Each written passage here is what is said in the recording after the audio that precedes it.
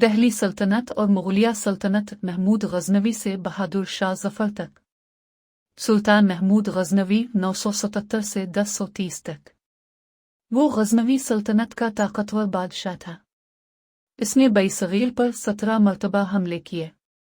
مقصد صرف مال غنیمت نہیں تھا، بلکہ یہاں حکومت کرنے والی طاقتوں کو کمزور کرنا اور اسلامی حکومت مضبوط بنانا تھا۔ اس نے سومنات کے مندر پر بھی حملہ کیا جو بہت مشہور ہوا۔ محمود غزنوی کے حملوں نے شمالی ہند میں مستقبل کی مسلم حکومت کی بنیاد رکھی۔ محمود غزنوی کے بعد صدی بھر تک مختلف حکمران آئے، مگر بڑی تبدیلی آئی محمد غوری کے دور میں۔ سلطان معز الدین محمد غوری 1192 اشاریہ میں محمد غوری نے ترائیں کی دوسری جنگ میں پرتھوی راج شیوون کو 1192 میں شکست دی۔ یہ فتح پورے بئی صغیر کی تاریخ کا رخ بدل گئی۔ انہوں نے اپنے قابل ترین سپہ سالار قطب الدین ایبک کو دہلی کا حاکم بنایا، جو بعد میں دہلی سلطنت کا پہلا سلطان بنا۔ دہلی سلطنت 320 سالہ دور۔ غلام خاندان قطب الدین ایبک سے بلبن تک۔ قطب الدین ایبک دہلی سلطنت کا بانی۔ اس نے قطب مینار کی تعمیر شروع کی۔ غیاث الدین بلبن، سخت قانون اور مضبوط حکومت۔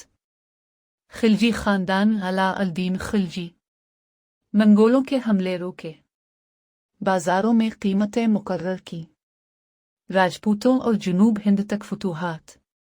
تغلق خاندان محمد بن تغلق، نئے تجربات، دارالحکومت دہلی سے دولت آباد منتقل کیا، تانبے کے سکے جاری کیے۔ سید خاندان، دہلی سلطنت کا کمزور دور، سیاسی طور پر مستحکم نہ رہ سکے۔ لودھی خاندان ابراہیم لودھی تک۔ ابراہیم لودھی آخری سلطان، 1526 میں پانی پت کی پہلی جنگ میں بابر کے ہاتھوں شکست۔ دہلی سلطنت کا خاتمہ۔ مغلیہ سلطنت کا آغاز ظہیر الدین بابر 1526۔ بابر نے پانی پت میں تاریخی فتح حاصل کر کے مغلیہ سلطنت کی بنیاد رکھی۔ وہ بہادر، ذہین اور نئے حربے استعمال کرنے والا حکمران تھا۔ شیر شاہ سوری 1540 سے 1539 تک۔ بابر کے بعد ہمایوں کی شکست اور سوری دور۔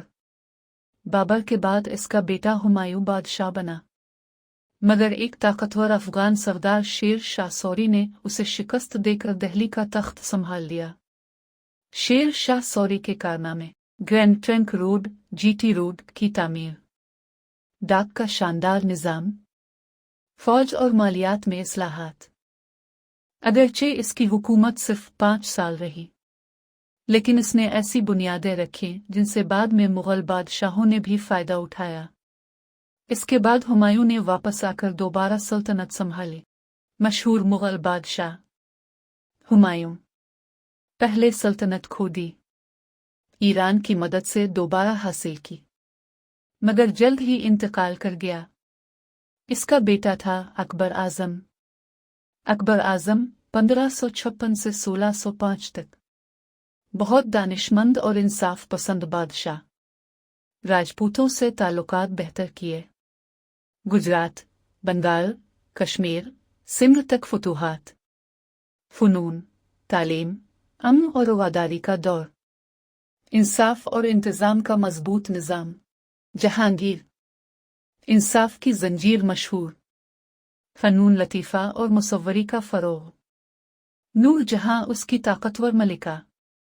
شاہ جہان، تعمیرات کا سنہری دور۔